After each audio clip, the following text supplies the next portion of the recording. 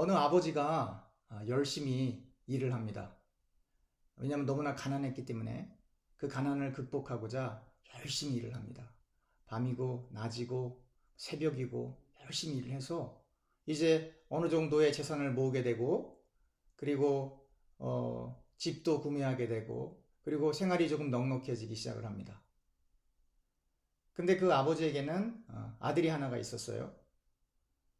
그 재산을 이제 아들에게 다 주었는데, 그 아들이 여전히 그 아버지 때처럼 힘들었던 경제적인 고난을 그대로 겪는다면 그 재산을 준 아버지의 심정이 어떻겠습니까? 본인은 희생을 하더라도 자기 아들은 정말 잘 살기 원해서 절약하고 아끼고 안 먹고 덜 먹고, 그래서 재산을 모아서 이제 다음 세대인 내 아들아, 너는 잘 살아야지 라고 그렇게 재산을 지웠는데, 그 아들이 아버지처럼 똑같이 가난한 생활을 하고 있다면 그 재산을 준 아버지의 심정이 어떻겠습니까?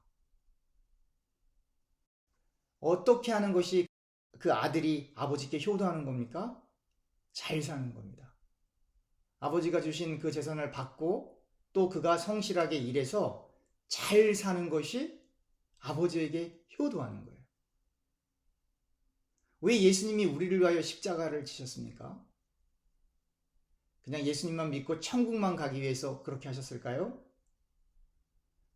예수 믿는 사람에게 천국 가는 건 기본입니다. 천국 가는 건 기본이에요. 근데 그 영적인 것, 그 천국 가는 것만 위해서 예수님이 십자가를 지셨나요? 아니죠.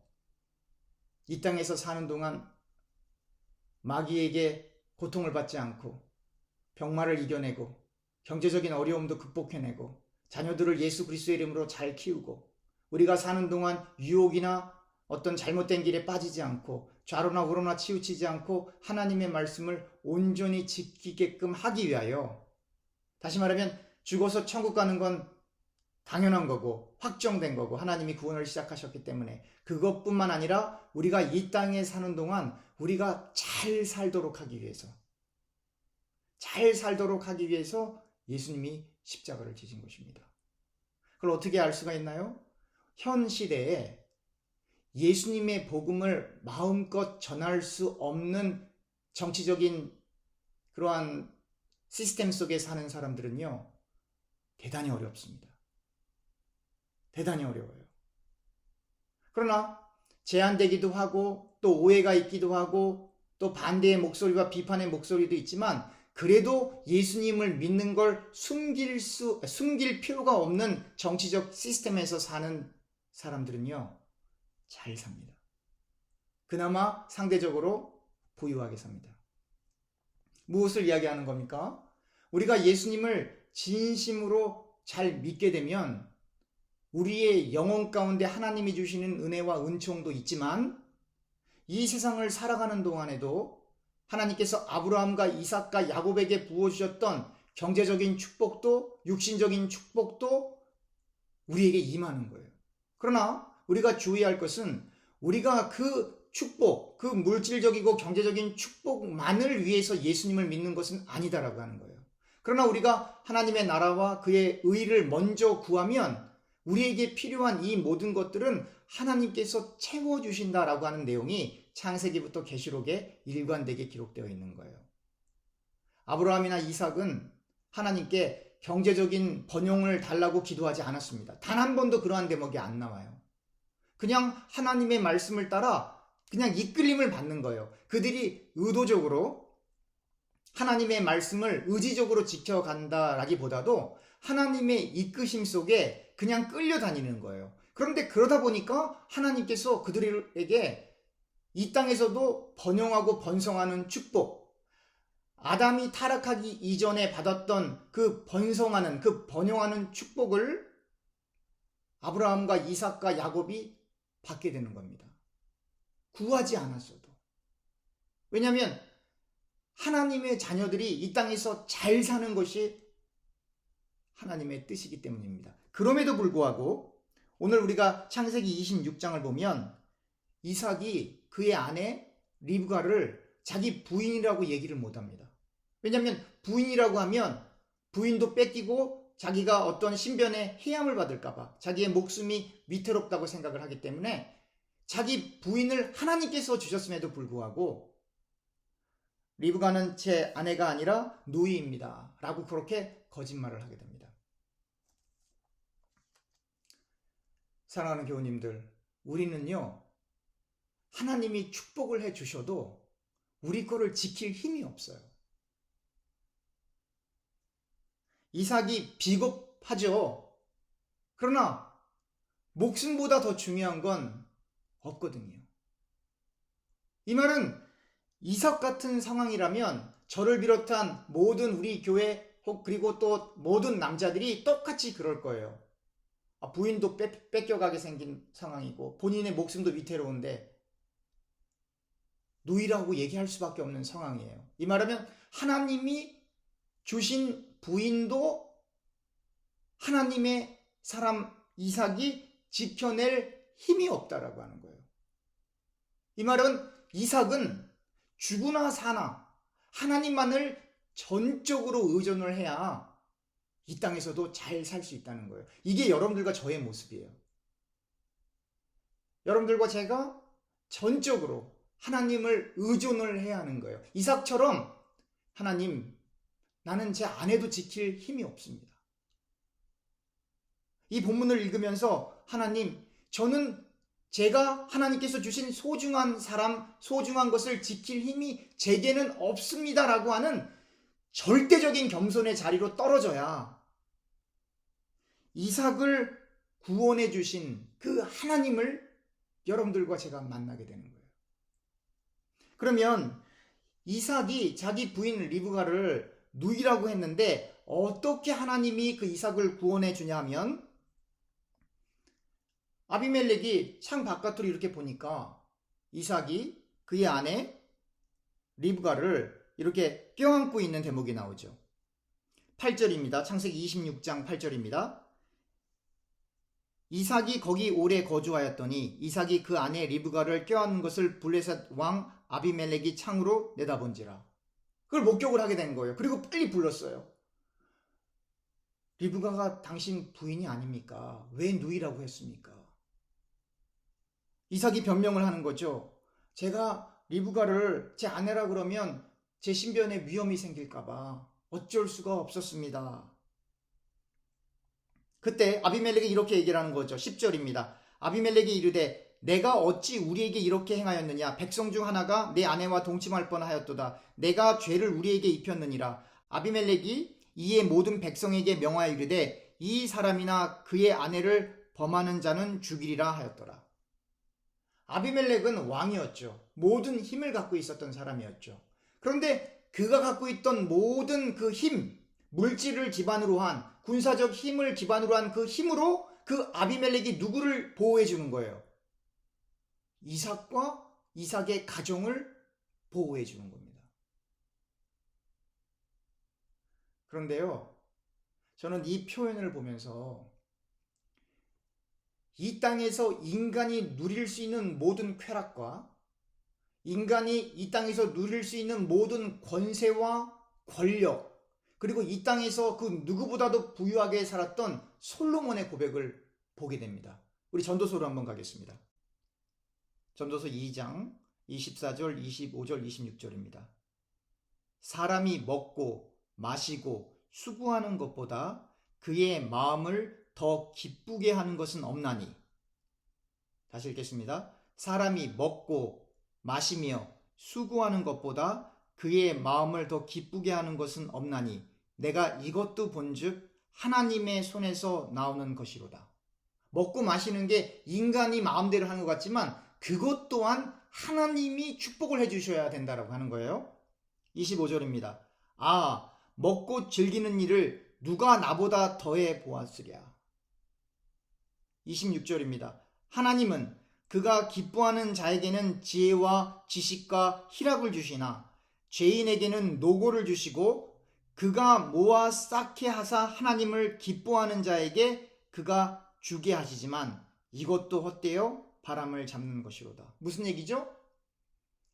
하나님의 사람은 하나님이 주시는 기쁨과 평안을 누리지만 악인은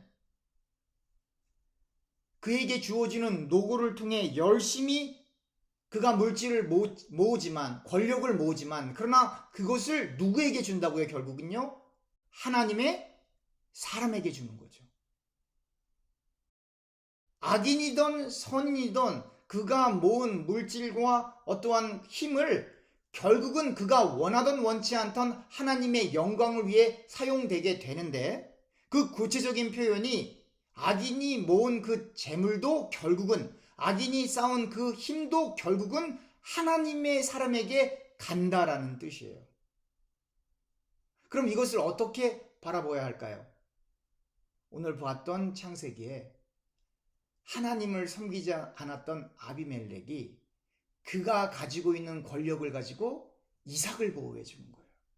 이삭을 지켜주는 거예요. 하나님이 개입하시고 역사하신 것이죠. 그러므로 여러분들과 제가 하나님을 진실되이 믿고 하나님을 사랑하게 되면 하나님의 실제적인 도우심을 우리가 경험하게 되는 겁니다. 공부하는 학생이 열심히 공부를 해야 그가 원하는 학교에 갈 수 있죠. 그러나 예수님을 온전히 믿는 공부하는 학생은 이렇게 고백을 합니다. 제가 열심히 했지만 하나님이 도우셨습니다. 사업하는 사업가가 성실하게 사업을 하지만 그래서 그 사업이 잘 될 경우에 이렇게 고백을 하죠. 제가 열심히 했지만, 열심히 안 하는 게 아니에요. 기독교인이 성실하고 열심히 하는 건 그건 기본이에요. 그건 기본이에요. 그건 자랑할 것도 아니고 이야기할 것도 아니고 그건 기본이에요. 그런데 그렇게 했지만 그러나 결국은 하나님이 은혜를 베풀어 주셨습니다. 라고 하는 그 겸손의 고백까지 우리가 진실로 가야 하는 거예요. 이삭이 그의 아내를 지킬 수 없는 그 낮은 단계까지 떨어졌을 때 하나님이 아비멜렉을 들어 이삭을 구원해 주셨던 것처럼 때로는 여러분들과 제가 우리의 힘으로는 도저히 해결할 수 없는 어려움 가운데 떨어질 때 하나님이 심지어 세상의 물질과 세상의 권력을 갖고 있는 그 사람들을 들어다 도구로 사용하여 우리를 보호해 주시는 그 은혜와 은총의 축복을 여러분들과 제가 과거에 경험했었고 그리고 앞으로도 경험하게 되는 것입니다. 그렇게 은혜를 입은 이삭이 이제 농사를 짓는데 어떤 일이 벌어지냐면 12절입니다. 12절입니다. 창세기 26장 12절. 이삭이 그 땅에서 농사하여 그 해에 100배나 얻었고 원래 얻어야 될 수확량보다 100배나 얻은 거예요. 여호와께서 복을 주심으로 그 사람이 창대하고 왕성하여 마침내 거부가 되어 14절 양과 소가 떼를 이루고 종이 심이 많으므로 블레셋 사람이 그를 시기하여 그 아버지 아브라함 때에 그 아버지의 종들이 판 모든 우물을 막고 흙으로 메웠더라. 이삭이 농사해서 얻을 수확량보다 100배나 더 되는 그러한 수확량을 거둘 수 있었던 것은 하나님의 은혜예요. 우리가 아무리 열심히 우리의 소원을 이루려고 해도 하나님이 함께 하시지 않으면 100배나 더 되는 수확량을 얻을 수가 없습니다. 이 말은 뭐예요? 우리가 성실히 우리에게 맡겨진 일들을 감당해내는 것은 당연하지만 하나님이 우리와 함께 하시지 않으면 우리가 바라는 것 이상의 것을 얻을 수가 없다는 거예요. 그런데 여기서 중요한 게 있어요. 이삭이 농사 지으면서 하나님 100배나 더 되는 수확량을 주세요. 그렇게 기도하지 않았어요. 그냥 성실하게 일을 했더니 겸손한 마음으로 하나님, 저는 제 아내도 지킬 수 없는 연약한 사람입니다. 저를 도와주십시오. 라고 하는 하나님을 절대적인 마음으로 의존하고 하나님을 절대적으로 의존하며 성실하게 농사를 지었더니 이삭이 기대했던 것보다도 더 큰 100배나 더 되는 은총을 받게 되는 거예요. 그랬더니 블레셋 사람들이 이제 시기합니다. 질투합니다. 자기들은 농사를 지어도 그 정도 수확량을 얻을 수가 없는데 이삭은 100배나 더 되는 수확량을 얻는 것을 보고 질투합니다. 더군다나 이삭이 우물을 팔 때마다 물이 나와요. 그러니까 그 지역에 살고 있는 사람들이 그 우물까지 뺐습니다. 그리고 그것 때문에 다툼이 일어납니다. 이삭은 그들과 싸우지 않습니다. 피합니다. 내어줍니다. 이삭은 알고 있었던 거죠. 우물을 팠을 때 물이 나오게 하시는 분이 하나님이라는 것을. 우물을 팠을 때 물이 나오게 하시는 분이 하나님이시라는 것을. 그래서 이삭은 그냥 모든 걸 하나님 앞에 맡기는 거예요. 다투지 않고 블레셋 사람들이 그걸 빼앗으려고 그러면 옮겨가는 거예요. 싸우지 않고. 우물을 팠을 때 나오는 물이 하나님의 능력으로부터 나온 것이라면 다른 곳으로 옮겨서 우물을 파도 거기 반드시 물이 나올 것을 알게 되는 거죠. 그러니까 이삭의 신앙이 더욱 깊어지는 거예요. 그러니까 이삭이 우물을 팠을 때 나오는 그 물, 오늘날로 옮기면 물질적인 어떤 힘, 인간적인 인맥 혹은 권력, 세상적인 논리에 따라 움직이는 것이 아니라 우물을 팠을 때 물이 나오게 해주시는 그 하나님만 붙들고 가는 거예요. 그리고 고백을 하는 거죠. 하나님, 나는 저들하고 싸울 힘이 없습니다. 저는 아내도 못 지키는데 어떻게 저들과 싸우겠습니까? 저는 하나님만 전적으로 의지합니다. 이삭이 그 파놓은 우물을 다 내놓고 움직일 때 그의 심령 속에 역사하게 되는 거예요. 그러한 마음이. 그리고 마침내 22절입니다. 창세기 26장 22절. 이삭이 거기서 옮겨 다른 우물을 팠더니 그들이 다투지 아니하였으므로 그 이름을 르호봇이라 하여 이르되 이제는 여호와께서 우리를 위하여 넓게 하셨으니 이 땅에서 우리가 번성하리로다 하였더라. 우물을 파는데 물이 나옵니다. 더 이상 사람들이 시기하거나 찾아와서 그걸 뺏으려고 하지 않아요. 그때 이삭이 고백을 하는 거죠. 우리가 여기서 번성하리로다. 하나님의 은혜로. 사랑하는 교우 여러분, 우리가 교회 아니던 교회 바깥이던 교회 안에서 하나님의 일을 하던 교회 바깥에서 우리가 경제활동을 하던 어떤 일을 하던 하나님이 우리에게 원하시는 것은 다툼을 멈추고 하나님을 전적으로 의지하는 겁니다. 여러분들과 제가 바깥에서 어떠한 일을 하든지 그 일과 관계된 사람들과 다툼을 멈추고 우리가 하나님을 전적으로 의존하게 되면 하나님께서 이삭이 농사를 지었을 때 100배나 더 되는 수확량을 주셨던 그 복을 우리에게 반드시 주실 것입니다. 또 교회 안에서도 우리가 다툼을 멈추고 그리스도 안에서 서로 사랑하기 시작하면 하나님이 하나님의 예비된 백성들을 보내주실 것입니다.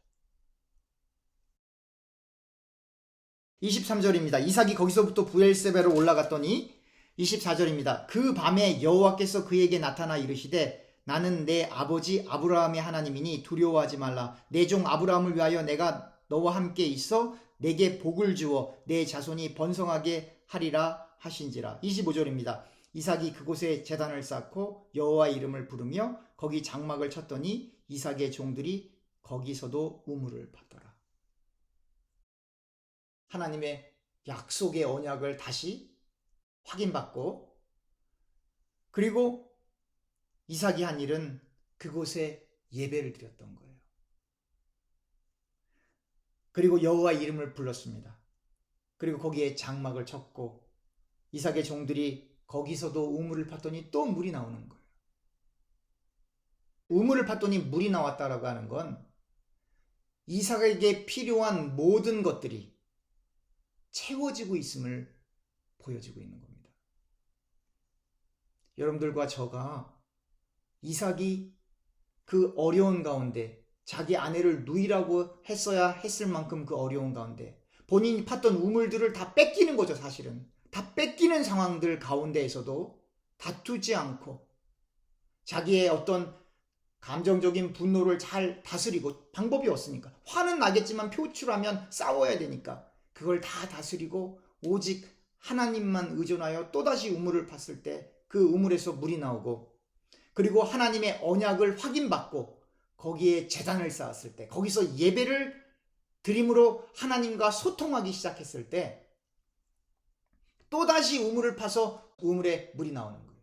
이 말은 여러분들과 제가 영적으로 하나님 앞에 드리는 예배가 회복이 되어지고 정말로 하나님께 신령과 진정으로 예배를 드리게 되면 다툼은 이미 멈춰져 있는 거예요. 내가 예배를 회복해야지. 내가 신령과 진정으로 예배를 드려야지. 정말로 하나님만 의존해야지. 정말로 하나님만 의존하여 하나님의 역사하심을, 하나님의 인도하심을 받아야지 라고 이삭처럼 겸손하게 하나님을 의존하게 되면 어느새 여러분들과 제 마음속에 들어오는 시기하는 마음, 좋지 않은 마음이 사라지는 겁니다. 그때 우리가 우물을 파면 물이 나오게 되어 있습니다. 말씀을 맺겠습니다. 우리 가운데, 그리고 우리의 자녀들 가운데 열심히 살지 않는 사람은 없습니다. 다 성실하게 열심히 최선을 다해서 인생을 살아갑니다. 우리의 가정을 지키기 위해 지금까지 읽어놓은 어떠한 경제적인 번영을 유지하고, 그리고 그런 것들을 자녀들에게 잘 주기 위해 여러분들과 제가 죄악된 길에 들어서지 않고 잘못된 것을 행하지 않기 위해 어쩌면 최선을 다하고 있는지도 모릅니다. 그러나 우리가 분명히 알아야 될 게 있습니다. 이삭이 하나님을 경외했던 것처럼, 이삭이 다투지 않고 하나님만 온전히 의존했던 것처럼 여러분들과 제가 그렇게 해야 우리는 100배나 더 되는 수확량을 기대하지도 않지만, 기대할 수도 없지만 이삭에게 부어주셨던 그 은혜가 우리에게 똑같이 임하게 되는 겁니다. 우리가 이 본문을 읽을 때 하나님, 이삭에게 임했던 100배나 더 되는 축복을 우리에게 주세요 라고 기도하는 게 아니라, 하나님, 이삭이 하나님을 믿었던 것처럼 우리도 그렇게 하나님을 믿게 해주세요 라고 기도를 해야 하는 거예요. 하나님이 100배를 주시던 10배를 주시던 50배를 주시던 30배를 주시던 그 이상을 주시던 그건 하나님 앞에 맡기고, 하나님, 우리는 이삭처럼 연약합니다. 우리는 이삭처럼 나약합니다. 이삭에게 주셨던 그 믿음을 우리에게 주셔서 우리 상황 가운데 우리의 삶 속에 다가오는 어려움들을 잘 이겨내게 해주세요. 그렇게 기도를 해야 되는 거예요. 이삭이 만났던 하나님, 우리도 만나길 원합니다. 하나님이 함께 하시지 않으면 나는 못해요.